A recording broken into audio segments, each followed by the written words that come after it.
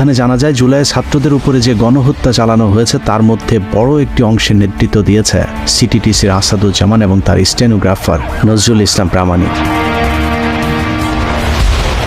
SI Nazrul Islam প্রামাণিকের নেতৃত্বে 17 জুলাই রাতে সিটিটিসির মোট 5টি গাড়ি বের হয়।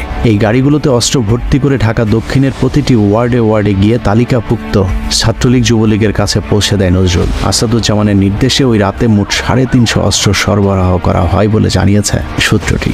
এসব অস্ত্র সরবরাহের মূল উদ্দেশ্য ছিল আন্দোলনকারী ছাত্রদের উপর গুলি চালানো। হাসিনা সরকারকে যে কোনো উপায়ে ক্ষমতায় টিকিয়ে রাখতে যত লাশ প্রয়োজন তত লাশ ফেলার পরিকল্পনা ছিল সিটিটিসির। সূত্রের তথ্য অনুযায়ী 17 জুলাই সারা দেশে ইন্টারনেট বন্ধ করে দেওয়ার সময় থেকে 4 আগস্ট পর্যন্ত আসাদ এবং নজরুলের নেতৃত্বে অন্তত 150 আন্দোলনকারীকে হত্যা করা হয়। 5 আগস্ট শেখ হাসিনা পদত্যাগের আগ মুহূর্তে সর্বোচ্চ বল প্রয়োগ করে ছাত্র জনতাকে হত্যা করে পুলিশ। বিভিন্ন জায়গায় গাড়িতে করে লাশ ফেলে আসার যে দৃশ্য সোশ্যাল মিডিয়াতে দেখা গিয়েছিল সেগুলোরও বেশিরভাগ সিটিটিসি প্রধান আসাদুজ্জামানের নির্দেশে নজরুলই করেছিল।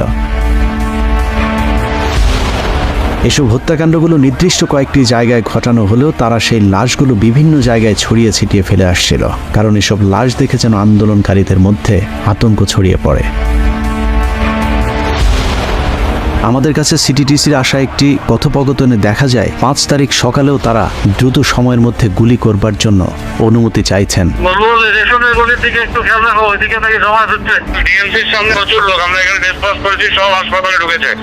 হাসপাতাল ক্লিয়ার করে দিলে ইউনিভার্সিটি ক্লিয়ার থাকবে, একটু বলবেন থাকে।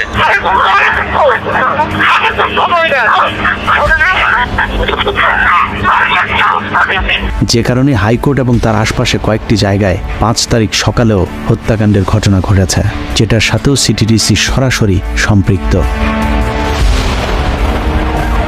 হাসিনার উপর ক্রমাগত আন্তর্জাতিক চাপের বিষয়টি সবার কাছে গোপন রাখায় পুলিশ মনে করেছিল 2013-14 সালে বিএনপি জামায়াতের ব্যাপক আন্দোলনের পর যৌথ বাহিনী দিয়ে নির্বিচারে বিএনপি জামাত নিধন কিংবা হেফাজতের রাতের মতো গণহত্যা চালিয়ে এবারের আন্দোলনকেও থামিয়ে দেওয়া সম্ভব। যে কারণে 4 তারিখ রাতেও আসাদ নজরুলদের পরিকল্পনা ছিল 5 তারিখে ব্যাপক গণহত্যা চালানো, কিন্তু হাসিনা পালিয়ে যাওয়ায় সেটা আর সম্ভব হয়নি। যদিও 5 তারিখ বিকেল পর্যন্ত আসাদুজ্জামান চেষ্টা করেছেন সরকারকে কিভাবে সহায়তা করা যায়, কিন্তু পরিস্থিতি অনুকূলে না থাকায় আসাদুজ্জামান গা ঢাকা দেয়। যদিও তার সহকারী এসআই নজরুল ইসলাম 5 আগস্টের পরেও অনেকবার তার কর্মস্থলে দেখা গেছে।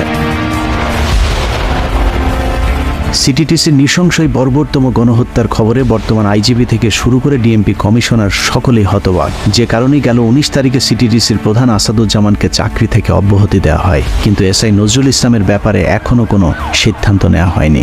নাগরিকের বিচার হবে বিচার ব্যবস্থায়, আদালতে বিচার হবে, কেন একজন নাগরিককে তার পরিবারের কাছ থেকে গুম করা হবে? এই সমস্ত অফিসারদেরকে অবশ্যই পদত্যাগ করা উচিত, তাদেরকে বরখাস্ত করা উচিত এবং তাদের উপযুক্ত শাস্তি বিধান করা উচিত। যে কারণে যেসব পুলিশেরা তাদের এসব নৃশংসতা দেখেছেন তারা দাবি করেছেন সিটিটিসির প্রধানকে শুধু চাকরি থেকে অব্যাহতি নয়, দ্রুত সময়ের মধ্যে তাকে গ্রেফতার করে ফাঁসিতে ঝুলাতে হবে। আমাদেরকে যদি বলতো শেখ হাসিনা পালাই যাচ্ছে, তোরা পথ ছেড়ে দিয়ে তোরা চলে আয়, এই কথাটা তারা আমাদেরকে কখনো বলে নাই। আমরা জনগণের বন্ধু হতে চাই, জনগণের সঙ্গে আমরা কাজ করতে চাই। সেই সাথে আসাদুজ্জামানের স্টেনোগ্রাফার মোহাম্মদ নজরুল ইসলাম প্রামাণিককেও চাকরি থেকে অব্যাহতি দিয়ে তাকেও দ্রুত সময়ের মধ্যে গ্রেফতার করে বিচারের আওতায় আনার দাবি তাদের। আমরা সুষ্ঠু পুলিশ চাই, সুষ্ঠু অফিসার চাই। এটি সময় লাগবে, আপনার পরিচ্ছন্ন পুলিশিং দেখতে পাবেন, নিউ ফেস দেখতে পাবেন। যাদের আস্থার সংকট বলছেন এনারা থাকবেন না। মনে রাখতে হবে জুলাইয়ের গণহত্যায় শহীদদের রক্তের বিনিময়ে এদেশ দ্বিতীয়বারের মতো স্বাধীন হয়েছে। তাদের বুক থেকে যারা রক্ত ঝরিয়েছে, যারা হাজারো শহীদের মায়ের বুক খালি করেছে, তাদের কাউকেই 1 ইঞ্চি ছাড় দেওয়ার কোনো সুযোগ নেই। আল্লাহ হাফেজ।